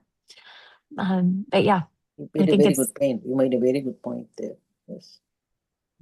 I'm broadly aligned. I think so much of why it's so hard to tease out like what values you're living by is like if you grew up with it at a young age, it's so integrated into your being and the way you move through the world. And like Jainism inherently is how you move through the world, right? Compared to a lot of other spiritualities and practices. I think like the one that I can tease out is just in an increasingly material world, how do you be more immaterial and live a more immaterial life and like bring yourself back to that type of spirituality and obviously this like in search of this greater purpose that is moksha. And I just being at the stage I'm in my career, like it's always like chasing the next goalpost and this thing, and it's a lot of things that feel material even if it's not something you're holding in your hand. And um the way I've really tried to take a step back from that is just like really investing and giving back because that is the thing that takes me like out of my body and out of all of that. And like I was in business school last year. I graduated last May. I spent 6 months, like going to a local prison in Philadelphia and teaching prisoners negotiations and no phone, like couldn't even take a paper and pencil inside. Obviously, you're walking through prison doors. And for those 5 hours, I'm in a room with like 13 guys, some who are in for life. And I never felt like more immaterial and connected to like a deeper part of myself than in doing that. And so Siva as a result has just become like such a core tenet of how I bring that out of myself and like I think stay true to that core value of mine. But it's really hard and we can't all do it all the time every day. But I think that's the core one that sort of stands out for me. And in as Mansi was saying, like there are these moments where your characters and values are tested. Before we sort of, move on from this, I do want to say, like, I'm hearing a lot of sort of values are part of your life that are inherent in sort of how you're growing up. But is there ever been a moment in you where you've like had a value or had a belief that something's right and you've stuck up for it, right? You've stuck up for it, you've stood up for it, you've mentioned it, and you lost an opportunity because of it. And do you feel that regret or is there no regret with that going forward? I don't really believe in regrets as a person.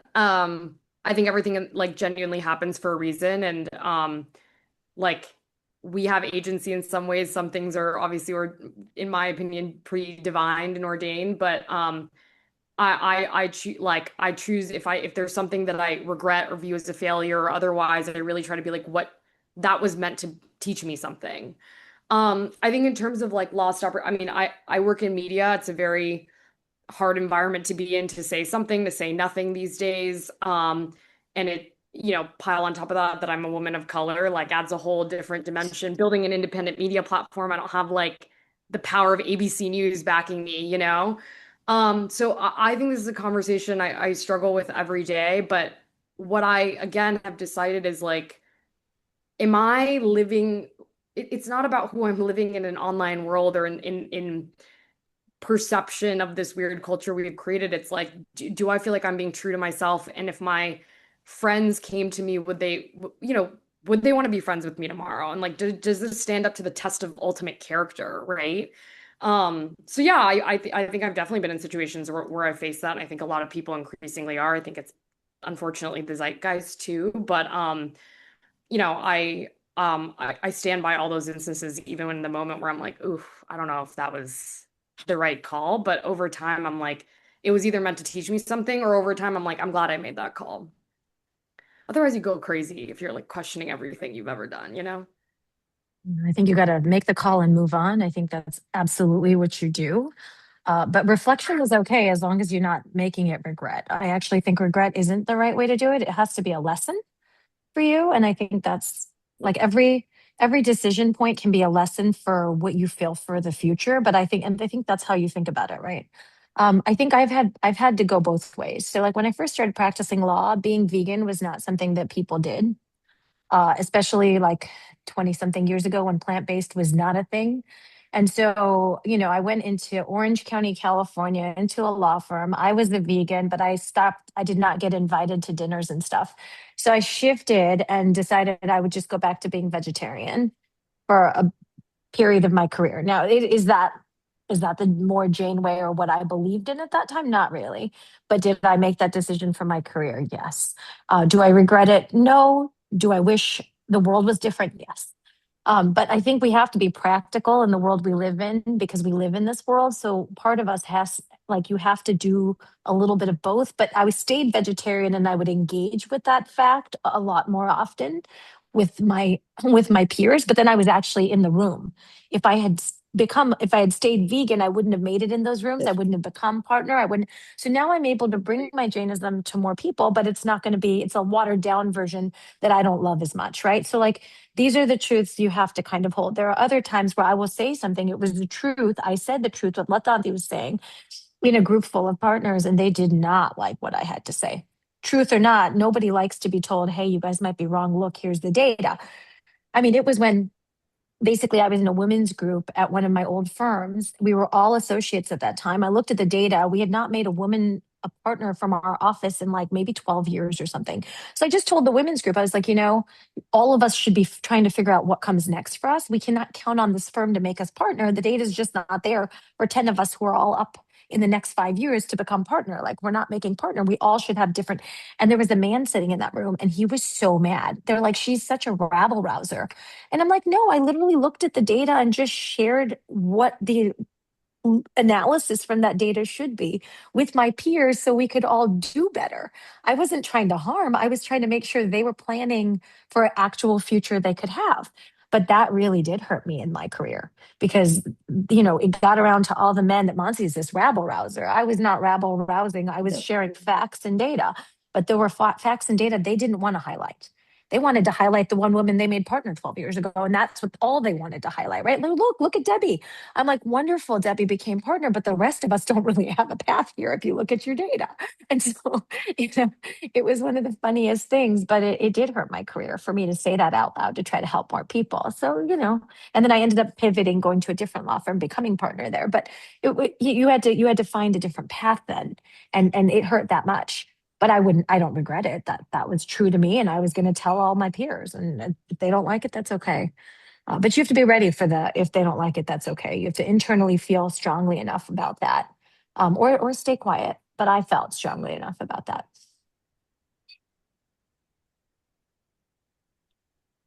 Okay, so I think we've heard a lot of, like no regrets, stick with your values, learn from it, right? Understand it, gain perspective. I'm going to sort of throw this out there. If you could go back and sort of could change one decision, do you have a decision in mind that you would change, or do you sort of think that I have learned from it, I have grown, it has gotten to me to where I am today, and I want to continue in that trajectory?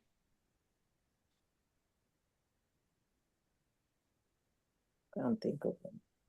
I really try not to go back and say I did something wrong. Not because I didn't. I made lots of mistakes. We all But those do. mistakes, yeah, we're human, right? And We really all, we're not Tirthankars or Aryahants. So everyone here is going to be making a ton of mistakes. Like, that's kind of part of being a yes. householder. So I feel like I just own that as being part and parcel of who we are on the earth right now and who we are We in do our that. spiritual journey right now. And so, but I don't live my life thinking backwards, because if you do that, it's really hard to move forward.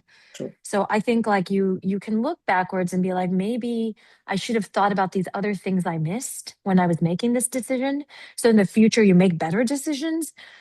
But I don't think anyone on this call should be worrying about decisions they may have made, other than to look at them to see where there are other data points they should have also taken into account, so that their future decision making will be better, but not to sit there and beat themselves up over whatever got you to this call and whoever you are today. Don't do that. it's not worth it. You'll fall into things like depression. It's really not worth doing that to yourselves. Like life is hard enough. We're all trying to manage the best we can. Nobody is here like being like, oh, I want to make the worst decision. Let me do that. And then let me sit and like you're trying to do the best you can. Might you make a mistake? Hell yeah. All of us do. Like failures, mistakes, they are part and parcel of growing. Growing up, Yeah. yes. Yeah. I feel like the reason you're hearing us all say the same thing on it is like you can't change the past. And so like it's not to say that we exactly like Mansi said, like I have made plenty of mistakes, but like the best thing I can do is learn from them and bounce back from them. Like I think what you're hearing thematically is like resilience, right? Like I will never know if my decisions were perfect or imperfect. I'm far too early in my career to know, right? It's like investing in a startup, you're not going to know for a decade if you're lucky, right? And so I just think I try to, take what I've learned and be like, oh, maybe that could have gone better. How do I do better next time? Otherwise, as long as you just spin your wheels and you can't move forward if you're stuck in the past. We all make mistakes, and the mistakes are part of life, and we learn from them. And it's not that we will never make a mistake. There is always will be a mistake. But when I say when you're making a decision, you analyze and then follow the instinct. Most of the time, instincts turns out to be the much more stronger versus the analytical part of it. So when that's the case, I have always seen the instincts are the one is where most of the time turns out to be right. It not necessarily always is right, but it helps tremendously. Learn to hear your instincts. We women have a very strong instincts, and I think we can make a very good instinctive decisions if we really try. If we really try and learn how to read it, learn and follow our instincts. I find it to be very true in my case. Instinct has tremendously helped me. Analytical has to be part of it too. The decision making process, analysis has to be part of it. But we have to completely, we should not ignore our instincts completely. No. Don't strictly don't go by analysis. Instinct should also play a role in it too. That helps. Instincts are just data points you haven't like mapped. But Yes. it is because you're feeling something, understanding something. Like it is data points still. I think it's just your internal data points that you cannot necessarily put on a map. Exactly. You cannot necessarily come to a number or Yeah, but you feel something because of things that are happening around you. So you shouldn't correct. ignore that, right? Like those are Exactly. also part of your analysis. That's what I say. No, That yes. no. My only agreement to maybe give you a fake answer. My only regret is spending time like spinning on a failure. I'm like, why did I spend so much time thinking about that instead of moving forward, So, Failures are the or best mistake. teachers. Failures are the best Yeah, teachers. Look at it that way. They are the best Yeah, yeah. teachers. yeah. I'm like, Yeah. Yeah. And you'll have a bad day and you might spin for a week on a failure. Like I Yeah. I I did think about that, right? Like that time, I'm like, maybe I should have been quiet. This is before my career panned out, right? Like I was at the firm still. Now I had gotten this reputation. I had to figure it out. So there was definitely like, maybe I should have just been quiet like Yeah. everybody else. Why did I speak up? Why did I share? Or maybe I should have kept that analysis to myself or shared it more secretly instead of saying it in a large room. Like, of course, it's part of us to try to figure out what was the right way to do that, Yeah. In right? Like future, you maybe, might do it differently. In future, you right, I might do might it do it differently. differently, or I might think about it differently, or maybe I wouldn't, maybe I would think about a more positive way to spin it. I didn't really know how to say that positively, other than to say, hey, we should, I thought it was a, a very like positive way of explaining we need to think of other things. Yeah. But clearly that was not taken by the firm that way. So it was the lesson for me that management really likes telling their story. And if it doesn't fit into their story, maybe don't say it out loud, say it a different way, share the same information, but maybe not, Your that purpose was way. entirely different. Your purpose was Yeah. entirely different. Yes. Yes. So, or you're comfortable with it because you're like, I just speak truth to power and I'm good with that. And, people have different ways Yeah. that they feel about that. And it is within your constitution. Some people like to stay quieter and that's okay. Other people like to speak truth to power and that's okay. And both constitutions are okay, but that's where the instinct of who you are, be true to Comes. you. Yeah. And it matters. It does matter because True. it's your life and True. it has to feel good for you. Garima, Okay. we are done now. Yes, no, let me move on. Like it's, Now there was so much lovely let's see conversation that came let's see if out. others have some questions or something. Yes, no, well, before we jump to that really quick, I actually wanted to take a minute. All three of you have heard each other talk for about 90 minutes, and I wanted to start off with if the three of you have questions for each other, right? Or if there's things that have surprised you or sort of common threads that you've seen. I want to give you all a moment to sort of ask questions to each other or sort of comment on that before jumping over to the audience questions. I have not. I thoroughly enjoyed listening to both of them. Thoroughly enjoyed. Like I've, I a word that is in my vocabulary near daily is trailblazers, and it's like fun for me to stand and get to speak alongside trailblazers like Mansi and Lata ji. So this is fun for me. I think like the only takeaway I have is just like we've existed across generations. We have done very different things, but like you can see thematically there's things that are inherently the same. And I think True. there's something really beautiful in that. And also just goes to show that like it leadership and breaking boundaries and existing it's not that complex. A lot of people are practicing a lot of the same things and abide by a lot of the same values, and we're fortunate that we've all grown up in Jainism, which has cemented and created the foundation for a lot of that. And I think every single person on this call and beyond is inherently capable of that themselves. And like these women are your proof. I keep thinking like I got the opportunities I got, which I feel like are interesting and new opportunities. Like I started as an engineer to make my parents happy, like we all have these, they were like, engineer, doctor, we all know what they are. But then I wanted to become a lawyer. That wasn't, we like all of us South Asians, we laugh a little bit because it's never the path your parents really wanted you to take is to become a lawyer. But I feel like let the auntie had to do some of the stuff that was like what you needed to do so we could stand on those shoulders and pick these slightly different paths. And I say slightly because most of us were still on a career trajectory.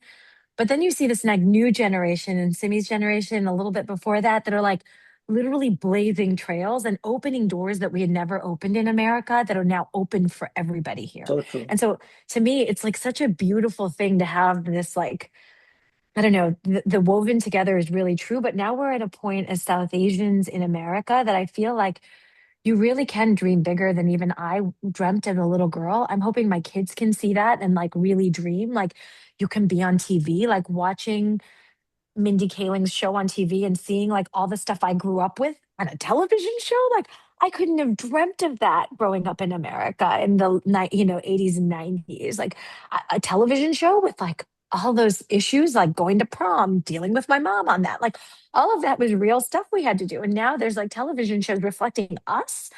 How exciting is this, right? So like this moment, I feel like it's actually been a pretty fast trajectory in some ways, but we got to keep it moving forward. So what I will say to all of you is if you're dreaming of different things, keep doing them on the side Go because for we it. have to keep, yeah, don't be afraid because I think I never thought to myself, oh, I could become an actress. Like that was not something I thought of. I've said that to my husband nowadays. And he's like, yeah, what, you're going to be like the Dadima on TV? I'm like, maybe, you know, like, and it's just something I think about because I'm like, man, I learned Bharatanatyam, so I have really good abhinaya, which is like, facial expressions. I'm like, I think I could.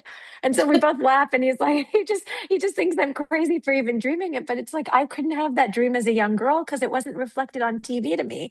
So I wasn't gonna be like Mindy Kaling really did think something different and thought she could do it. Like there are people who have really blazed trails, right? And broken open doors in America that I didn't think possible. And my parents weren't like, yeah, go be a movie star. Even though I grew up in Southern California, that was not a path you were allowed to take. But I think now there's so many more on TV that path is like, it feels wide open so you can dream differently. And I hope everybody here is dreaming bigger, differently, and really like Absolutely. thinking, what is that crazy thing I wanted to do? And then name it and say it, even if it never happens. And I do it in my house, and my husband laughs at me, but that's okay. That's part of life. You describe the entire like ethos and thesis of our platform, right? Is like telling the stories so that you have a line of sight to leaders who look like you, who are doing things that you've never necessarily seen our Oh, community doing before, right? And yeah, I agree. Like bet on yourself. It doesn't even have to be on the side. I went full, I did Trailblazers on the side. I went full time last year, and I've never been happier. And my family and friends will attest to that. So make it be practical. We, if you we can all save come, enough, we go. all we all come from Indian immigrant families. And so but there are ways you can follow your dreams, I promise. Okay, perfect. With that, I think the link has been posted a couple times in the chat that we're using to collect audience questions. Please go submit your questions then, upvote them, and Arti, if you want to take it away with the questions that we have. Sure. First of all, thank you guys so much. So this next one we have is about how you're prioritizing career over personal life. So how do you navigate the guilt of prioritizing career over personal life, especially with a partner? And how did you learn to communicate boundaries gracefully without feeling like you're failing at the other part of life? I guess I'm probably in the middle of it all. Oh, I say that because Lata is living on one end and Simi's living on the other, and I'm the one that has the partner and the kids right now that has to communicate those boundaries and choose them. I think it's not easy to do. And so I want to first say that because anyone who has to start communicating that when they have a partner and then you're trying to balance both well, but I do think that you and your partner do need a very clear shared idea of what you think succeeding in your personal life is with each other, like how often you want to spend time together, what that looks like. And you need to kind of create that base because if you have that, it's really important. The other thing, if you're both going after your careers, I will say, and I say this to anybody I mentor, so I will say it to all of you, pay for and get help because you will not be able to do all the things that you want to do. Like I can think of all the things my mother did while my dad worked. And she was like a quote stay-at-home mom, but also helped with the family business and all the things. It is not possible if you have like a true career path, like for both of you, to do all the things at home. It's just not like all the cooking, all the cleaning, all the laundry, it's not. So hire the help if you both plan to like have real careers. If one person is willing to take a step back, wonderful. If one person isn't, get the help so that you will not have to fight over those things. I don't want to fight over who's going to clean the bathroom. I don't want that fight. It shouldn't be a fight in your house, if that makes any sense. Like you should be able to try to think about other things when you are together. And so give yourself that luxury. That's what I'll call it. The luxury of somebody coming to clean your house. The luxury of if you don't like to cook, whatever it is, meal plans or whatever it is that's out there, take advantage of that and then put aside that money for that. And because both of you are working, it's possible, right?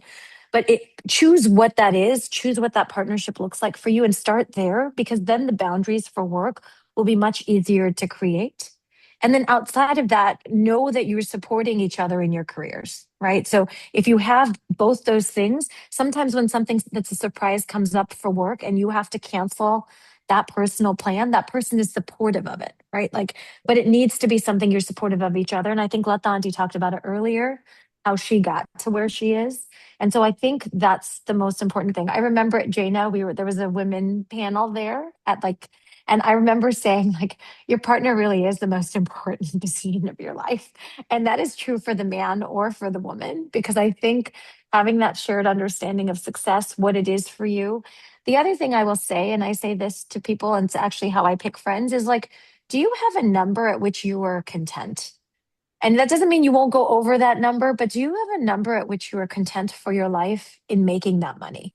Because I think if you don't have that number, then you will be chasing money forever. Yeah, And I think that's really not a healthy way to live.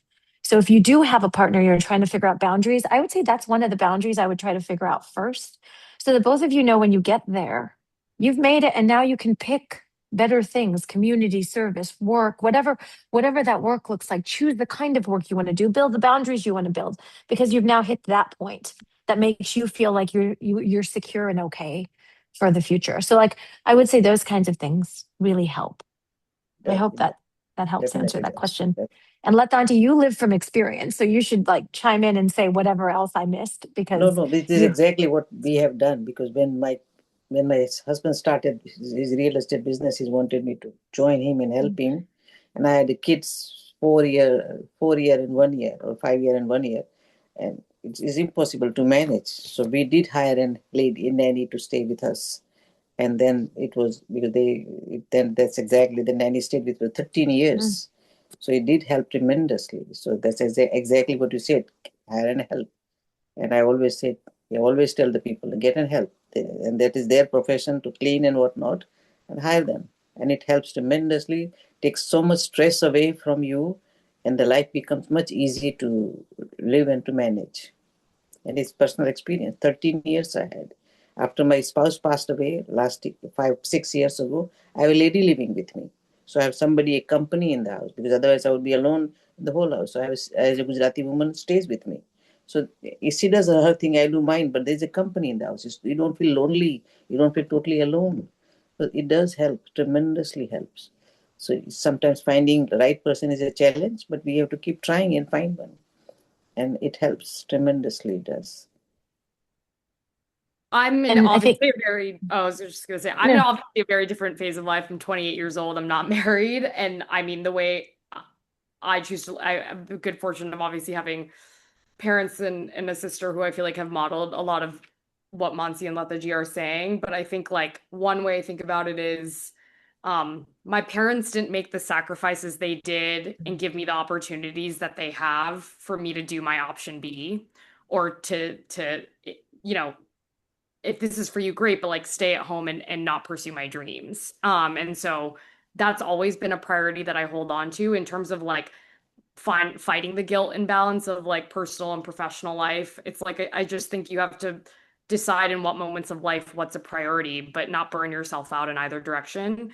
And the last thing I'll say is I have three books I'm going to recommend for this. The reason I went to go work as Indra Nooyi, the former CEO of PepsiCo's chief of staff, a couple years ago, is because she wrote her memoir, and it's called My Life in Full. And it's really not just a autobiography. It's her talking about managing the competing demands of work and family and what that looks like and how she managed to be CEO for 12 years, stay married, have two kids, and build an incredibly successful business.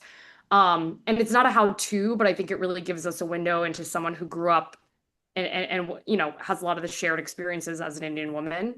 The other one is Becoming by Michelle Obama. I mean, she literally in the book talks about hating Obama for basically a decade of their marriage. And I just think it's like a real window into duality and partnership. And then the third is there's a woman, Kamini Ramani. She has a book called Lotus Leadership coming out later this fall. And it's a lot about how Indian women in Silicon Valley in particular have succeeded in partnership. So three books I recommend as you're thinking about this stuff. Good. Thank you all. These are amazing, amazing experiences and advice. We have another question about, you guys have heard that women tend to hesitate in applying for jobs that don't fit every single bullet point, whereas men will see that and they will just go ahead and apply even if they fit one bullet. So we're curious on your thoughts here. Yeah, I think it's like for women, they won't do it unless they hit like 9 out of 10. And for men, it's like 6 out of 10 checkpoints. I think some of this is like a mindset shift. Like we can ask society to fix things structurally and as we've talked about on this call for men to back us, but it's also like we've got to own our worth. I was telling Arthi, you and Garima when we spoke about this event that I didn't call myself the founder and CEO of a company until 3 years into building this. And I had male counterparts who would buy a website domain and said they had a company the next day.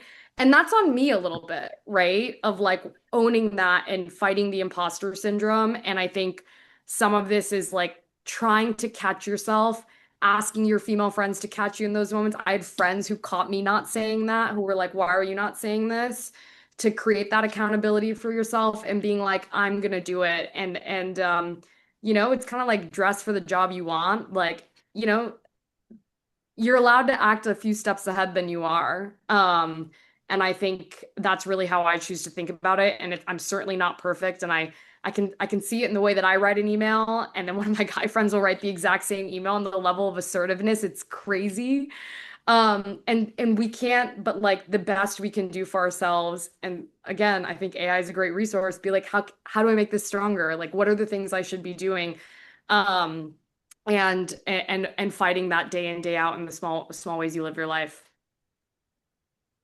And applying to the job even when you only fit 4 out of 10 buckets, because I promise you the guys are doing it. I think the guys will be doing it, but the guys are also received differently. And I think I wanna talk about that a little bit. There's a reason why women behave differently, and a lot of it is because of how we are treated. It is not just because we're not doing the work, right? Like the Of course. ideas that were in Sheryl Sandberg's book, Lean In. A lot of people tried to lean in. It didn't always work because we had this society that pushed back on women, right? Like I had to prove my worth in my law firm way more than the guys that were like I had to like prove the data to say I've written 10 million of business this year. Here's this company, and I had to give them metrics. And even then, they're like, "Oh, we need to see that it's year over year for 3 years."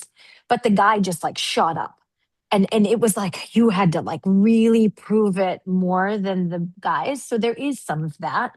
So what I don't want to say is like if you apply that less qualified guys might still show more potential to that company just because guys have potential and women have to prove it over and over and over, and that is actually a reality. So I don't want to tell you that that's not there, but that doesn't mean you shouldn't apply, and that doesn't mean we shouldn't try to level the playing field better for ourselves. I just if you do get rejected, don't take it as just a rejection of you. Take it that like the society doesn't treat us equally, and you know that, right? Because sometimes you and somebody you might even know that is not as qualified might be applying for the same thing. He might get the interview, you might not. And then you might think it's about you, but it's not. And so that's the part I want to communicate here. Like the data still suggests that we have to prove it a different way and prove it in ways that are greater, even when we have the potential, even when we show them that then they want to see it for 3 years, but not from the guy. Oh, but he brought in so much this year. We got to move him up. He's going to leave and go somewhere else. No one's scared of me going somewhere else. Why not? Right? Like, so it's a very odd thing that we deal with because they think we're going to always like follow or fall in line. And especially as like Asian women, we're seen even more like, oh, they're just going to do the work and they're not going to like have these qualities of like a guy that has the same even an Indian guy might get more potential than we will. So just keep that in mind. Doesn't mean we shouldn't be pushing in every which way. It just means that the reality of the situation is such that you might get rejected a little bit more. And that's okay. We all have to keep pushing to make the change happen, right? So, like, apply and get rejected, do it anyway. But just understand that, like, if Simi was to write the same assertive email as how the guy, she would be received very differently. She can't. Like, And I am my, all the time. And yeah, I was my partner would always say, you should be called the B word because that makes you a strong woman. I'm like, no, no, no. I want to like, I want to be assertive, but not the B word, right? Because I want to keep growing. Because if you become that, you get that reputation. I learned the hard way that wasn't a good idea. So like now I have to like really like help people understand who I am with a big smile on my face, even though I'm not feeling it on the inside. And that's like when you get home and you can actually let out your feelings or write or whatever. But like these things are real. And then sometimes I just tell myself, well, that's my karma. So that's where Jainism is very, very helpful. So we're not blaming ourselves all day. Karma from that last life, it's choosing what's happening to me today, not my fault, but how I react to it is everything, right? So like react in a way that's like, yeah, it's unfair, but I was born a woman for whatever reason. And this happened for whatever reason. And I'm not going to know all the answers because I don't have Gyan. So I just have to keep going and keep moving forward. So I think that's kind of how I deal with this. Both of you different approach. That's it. It reminds me of that L'Oreal, I think it was a L'Oreal ad where it's like a woman is called bossy and a man is called firm, like in a lot of the like counteracting adjectives. Yeah. And I totally agree. I'm just like, let's put ourselves in the ring, you know? Yeah. Congratulations. Thank you all. We had another question about mentorship. First off, how do you find a good mentor outside of people that you're working with? And then how do you prevent mentors from being like having a transactional relationship? And then also potentially spotting red flags like, maybe a harassment or like condescending or making sure basically boundaries are being respected. I think I'm borrowing from Indra. I think mentors choose you, you don't choose them. And I have gone into conversations with people where I think, based on their resume, I'm like, this person would be the perfect mentor. And in fact, those have not been my best mentors. Mhm. Like you will see when I think a lot of life is creating surface area. And it's like, how do you take on more opportunities and go to more events and meet more people to increase the surface area, which increases the potential pool of mentors for you or job opportunities or whatever that thing you're seeking is, right? And I have found that, like, as a product of just trying to increase my surface area, I have suddenly found myself in situations with someone that I reached out to or otherwise who's taken such an interest in me, and the our mentorship relationship has formalized as a product of just like me investing back, because I'm like, wow, this person like really reaches out and checks in on how things are going. And then I'll get to a point where I have some mentors where I've like truly formally been like, I would like you to be my mentor. And I do encourage everyone to do that. I actually sent an email a month ago to a journalist that I love, and I was like, this is me. I've informally been circling you for about 5 years. This is my official ask to you to be my mentor. And he was like, I think you're awesome, but I don't have the bandwidth, and you like, I can't mentor because of certain constraints. And I was like, I'm so glad I asked, because now I will and he suggested a couple of other people I should reach out to. And so I think some of it is like, definitely shoot your shot, but don't try and force the relationship. Just see who you like vibe with in a room. And the way that you create and give room to for the creation of those vibes is increase your surface area. And it doesn't just have to be about the roles you're in or the schools that you've attended. It's attending these community events, right? And finding people that you suddenly vibe with. And I think the transactional nature of it is like, with a lot of some of my mentors, they're so busy that I genuinely am like, hi, can we check in like once every 3 months? Other mentors of mine, it's like, I'm like, they do something cool, and I'm like, this was so amazing. I'm not just communicating with them when I need something, right? Like, I'm communicating with them and reaching out to them and giving them updates on my life because I want to and because that's what they want. And so I think it's kind of like the way that you maintain any friendship or relationship. Like, no one wants to be friends with someone that's only texting them when they need something. And I think you just have to treat mentors the same way, of like, actually treat them like someone that you want to cultivate an actual connection with. So that's my 2 cents. Thanks, Simi. Got it. I'll give you a little bit of a story. So one of the mentors that I have, and I will reveal it at the end, was somebody that I like was a partner at a law firm I was at.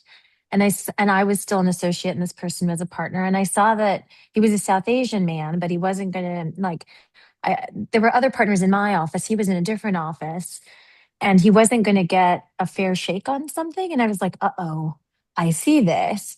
And so he was visiting once, and I'm like, hey, come in, come in. I want to flag this for you. I don't know what's going to happen with this information, but I want to tell you because I go have coffee with these guys that you're working with, but I feel like they might throw you under the bus. But I don't know. I'm just a lowly associate who has no clue. Okay. Has been like, and so I'm like, just make sure you're, look, I know you have a good engineering background. It's very strong. And I know that, and I know what it means. So when they're telling me this stuff, I don't really believe them, right? Because I'm an engineer, you're an engineer, these guys are not. So like I had that conversation. Years later, I was like, I became the president of Saba, but you never know who's doing the pulling sometimes or who's talking about you in a room you're not in. But this person ended up becoming like a very big supporter of mine and mentor over time. And I don't know that that was why, but we became like, we would meet each other, and then we're like, we just saw something in one another. We had the same background. We were engineers that turned into lawyers, also South Asian. He's gone on to become a South Asian trailblazer. His name is Paul Graywall, and Simi, I think, has had him on the podcast. I He's love the, Paul. Great guy. yeah, he's like the CLO of Coinbase now. And, throughout his career, he would always look back and help me out. And, he and I understood, like, he would never just send me business, but he would put like his deputy in charge of something in front of me somehow or connect me. And I understood what he was doing. I was like, oh, Paul's giving me who the decision maker is for this. I need to figure that out. So I always had to understand what he was willing to do and where that line was. But he was a big supporter of mine. And to this day, if I needed to figure something out or career wise, I know I could text him and get a text back. But that took a long time. And we did like genuinely understand each other, learn about each other, got to know each other. So genuine relationship is part of it. And then you have to show that you have their back in some way too. It's not just a one-way street. So I think what Simi said there was really important. So I think there's like those pieces that you put together over time, and that's how you get mentoring relationships. And they might become sponsors or, but I feel like sometimes we think the mentor is going to do all of it, and that's really never how it is. It's actually you give more to that mentoring relationship often than you'll get back. And it'll feel good to do that. And that's that community building piece. And it comes from there. Even the best mentors will come from the communities you're building because they will pick you. You will not always pick them. They'll be like, you know what, I want to help this person, or I see something in this person, or this person reminds me of me. But you need to be in enough spaces where those people can find you. So that's what I will say here. And I think it's just fun how all these pieces are all still connected, because I feel like we have a diaspora that's very interconnected. So you will be able to find people who will meet these needs. Yeah. One last tactical thing I'll say that Monty just made me think of is I actually really do feel like all my mentor relationships, even if they started a little bit more one-sided with me asking for their help and support, have become very much two-way streets. Like I find my mentors asking me, like they're like, "You're young, like, can you tell me about Yeah. AI and like what you're thinking about?" And it's such a good feeling to feel like you're giving to that relationship. And so if there are people, again, like I said, that you want to shoot your shot with, you should, but like bring something to the table. Like Mhm. for so many of my Yeah. friends, I feel like when they shoot their shot with mentors, they're like, hey, I saw you're working on this project. Here are like 4 things that I researched that you should think about. Like bring value to people and they will see that. And it's more Mhm. likely to drive some conversion for you. But it's a two-way street, and it makes it a lot more fun because it's a conversation. It's not someone talking at you. Yeah. I love that. Thank you all. We're just gonna have one last, this isn't really too much of a question. I guess it kind of is. So are there any projects that you all are working on that you'd like to share, with the people on the call, and how can, the people on the call like help you guys support that?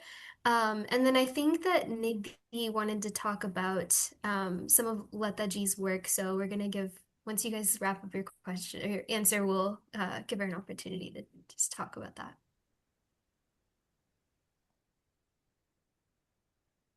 Monty, you want to go ahead? Projects I'm working on. Like, you want to help me raise my kids? I actually All of love you come, come babysit them, give them a different age group of people that are talking to them, because nobody wants to believe their parents ever. Actually, something I'm working on, because the software engineer in me kind of got awakened with AI. It's actually why I left my law firm. I was like, oh, the world is changing. It's changing so much. And I feel like this next 2 decades is going to be like really big change until the world is just completely different. And it's like you kind of see it with autonomous vehicles that are like driving down the street that I can see out the window right now. And it's if you can think about only autonomous vehicles being on the road, which we will get to at some point, right? Like the world is going to change very, very quickly now. And so with that, like I am like, all right, I gotta really understand what's happening in AI. So I took the last year just to really learn. So I've really learned how it's built, what it's built like all of that stuff. So I'm doing something fun right now, which is to figure out how do we get good news, Simi, kind of in your space too, because I feel like American news is getting hijacked. So I need to figure out how do I get truthful news, like news so I can have a more nuanced understanding of what's going on in the world. And so I thought Claude and I would work together. Claude is Anthropic's AI, to pull local sources of news from all over the world, have it translated, and give it to me using RSS feeds. So this is where the programmer brain went on, right? I was like, oh, I can do that. So I've been working on that. So that's something I'm doing just on the side for fun, so that I can have a news feed I can look at every morning that meets my needs and what I want to read in the world, right? Like I feel like BBC and Al Jazeera fill some of that, but it's not enough to get actually what's going on in the world. And these days, as we're making decisions for our lives, our futures, I want to have a better understanding of the truth and what's actually happening, right? And it's really hard to get that from news these days. So I figured I'd build myself a news feed that would actually reflect that. So that's a project I'm doing right now. I'm not sure if I need help with it, but if I do, I will call on some of you who are better at, Cloud and Cloud Code. I had not coded in Python ever, but I can at least read it. So, I don't know the syntax like I do Java, C++, and C, but I'm learning again, and it's really fun. I love it. And we should talk about that offline. Grima mentioned at the beginning, I run a platform called South Asian Trailblazers. We are a media platform, community, and agency dedicated to elevating leading South Asians. Um, to get non-South Asians to back us, we need to first back each other. And so, like, my ask is like, check out our content, follow us on Instagram, TikTok, LinkedIn, wherever you are. Listen to our podcast. If it resonates, please write me a note. I'm trying to build for our community, with our community, and again, to the point on community itself, we host a lot of events all around the United States. We do dinners, we do conversations with South Asian leaders. So if you're searching for that, please come engage. We have a bunch of stuff. I'm based in New York, so we do a ton here, but we have stuff in SF, DC, LA, London. So yeah, my biggest ask to you is that's my company is my project and my baby at the moment. And if you guys feel so inclined, I'd love for you to get involved and engage where you can. I'm I will involved make in the, one. sorry, Oh, sorry. Because I I'm was going to let involved in you the, finish. go ahead, you Oh, finish it. Mansi, you I was finish going to say something, no, because I know that you have something you're going to share with all of us, right? So I think you have to take the end of all of this. So I'm going to say one more thing. The VC I'm joining, Simi and I were talking about it before we got on here, is called SB Quad. And I want you guys all to know about it because I actually want to see more women founders in general. So I just want you to know that if you are like thinking about pivoting, creating your own thing, that's one thing. And then if you wanted to invest, because Simi did say like nobody asks her about the check, that too. I just wanted to tell you I'm moving in that direction. I will announce it soon, but I will let this friendly audience know first that it's like the person who first IPO'd a company in the US. His name was Kanwal Reki. He created the Indus Entrepreneurs or TIE, which some of you may have heard of. And he's kind of serving as a mentor to me now as I shift to VC. So I just wanted to make the plug that if there are founders in this room or those who want to be a part of the VC community, I would love to bring you in because I thought sometimes think women are both not investing as much and they're not founders. So I just want to make that plug because I forgot to. And now let the auntie, you take it away. No, I only have something small to say. I I've been mentored in early years of Jaina years by past presidents, mainly Manibai Mehta and Dheeraj Bhai. They were my mentors. But other than that, whatever work I have done, I'm mainly in property management. So I used to renovate the buildings. I've renovated 8-story, 10-story buildings completely outside envelopes and all that. But I did not have needed a mentor anyway because it was the trades I was working in. Right now, I'm working at a project. We are renovating 4-story building completely inside and outside and everything. So I've hired a girl and I'm mentoring her to teach her and all that. But in community work in Toronto over the years, I mentor the individuals to be how to do the community work because I normally meet the person, I work with him or her for a while and realize this person has a potential of doing this work, managing this part of our. Right now I'm looking at the individuals to manage Jain Center. We have a 54,000 square foot of Jain Center plus temple. So a huge facility we have. So we need multiple people to manage without any fee, any pay or anything. So I'm training individuals. Say, okay, look after this, you look after that. The areas where I'm very familiar with it, and I mentor them.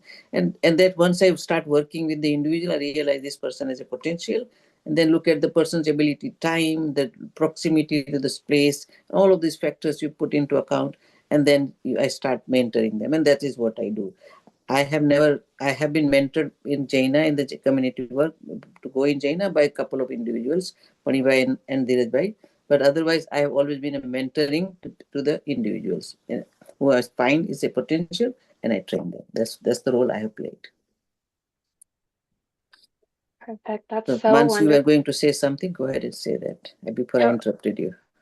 Oh no, I finished what I was going to say, but what I think I heard you say, and I think it's actually important for the whole room to hear, is that we also have an obligation to be mentors to that next generation, right? So like many in here, from what I saw, at least in the survey, are mid professional or early professionals. Well, early professionals, you have to look at the kids in college and give them the advice you can. Mid professionals have to look at the early professionals and support and pull them up. And so we all have that obligation. So that's what I would say is like what Lata Auntie is saying is she's been doing it. And it did make me smile a little bit when she was talking about this construction. And I put it in the comment. I'm like, construction is a very male dominated field. The fact that she acts like the building just did that. It's like, no, she had to build a reputation with everybody that she meant business so that all the tradespeople would answer to her. Because let's be really clear, when a woman walks on a site, that's not usually what happens. Okay. True, So like true. she had to do And a that. Indian tiny woman goes there and they look at you, who is she? And after once or twice, once the project was done, the guy says, "You are all right, lady. You are all right." That's the word they Yeah. use. Yes, so Yeah, true, you so have true. to prove yourself. And she's been proving herself. And now she's mentoring what she said is she's mentoring a young woman to do this. So that just brought me so much joy because Yeah, that's not easy. no, So, Lata, you kind of just like talk about it like it just came, but I know that field is not that way. We just renovated a house, and until you had the respect of every tradesman, they weren't doing what you needed. no. And So, I many a times I hire tradesmen from Kajijis. And I say, "You know this?" He say, "Yeah." So come and see me. And the first they look at me, but once they start talking to me, realize the lady knows what she's talking about. Their things work. that Until used then, to happen to me in yeah. engineers. As Yes, a because lawyer, I've they done it. see this. Yeah, Yeah. amount of renovation I've done over the years, so I understand many of the things. So then they once they realize she knows what they can BS around me, and then it works. Until then they will give me all stories, and I know that. They say yes, you are so right. It's a male dominated field, and South Asian woman, a tiny woman, has no place in there. But I But have I managed. don't want to cut off this conversation, but we just have about 2 minutes left, and I I'm want to make done. sure I'm done. that you Thank all you. have I'm so done. much time Thank you. back. Before everyone drops, if people are comfortable, I'd love to get all of your cameras on so we can just take a picture, have you in the recording. I know you've been seeing our faces the whole time, but it'd be lovely to see you as well. And I wanted to thank the three of you for sort of taking your time out of your day to be able to come and talk to us. Like, I feel like we could talk for so many hours after this, right? And there's so many questions and threads that I'd love to continue hearing as well. But yes, if everyone wants to turn their cameras on, whoever's comfortable till we see this. And then I believe, like Arti, like you mentioned, we did have someone who wanted to come off mute really quickly to say something as well. So we can continue doing that as well. Can we get a few more people to come off? Turn their cameras on, I'm sorry.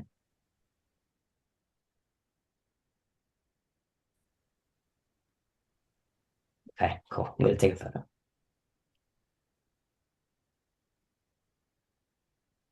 Smile, everyone. Cheese. Go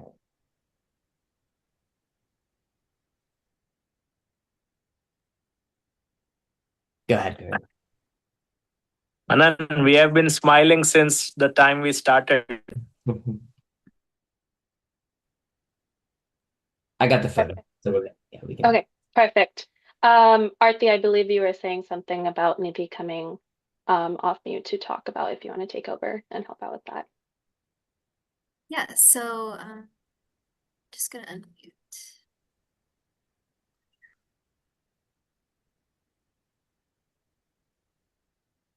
No?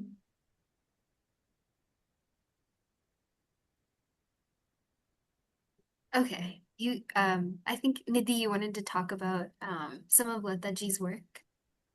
Yes. Thank you. I can't see, ma'am. Yeah. Thank you very much. This is a beautiful conversation with the young leaders and the experienced leaders. And Lata ma'am, thank you for giving me a happiness, first of all. And Lata ma'am teach me the courage, leadership, and because of her leadership and guidance to me, now in past 10 years we are working for this project. But when the Lata ma'am was starting me to advise, we trained them 9,000, over 9,000 women's, and in our small town more than 3,000 women are self-employed, and they are earning per day more than 1,000 rupees. That makes sense for Indian currency, and most of the part of their upliftment, they are completely economically independent now. And that credit all goes to Lata ma'am. And every woman knows about you. They don't know who you, but they know you are the leader of this project. And thank you for giving me the courage, the power of truth, and everything. And I'm giving you very much thanks. And I'm very happy with this leadership you are giving to us. Thank you very much. Thank you, Nidhi. It is all your work. I have not done anything, but thank you. Thank you. Thank you. Thank you.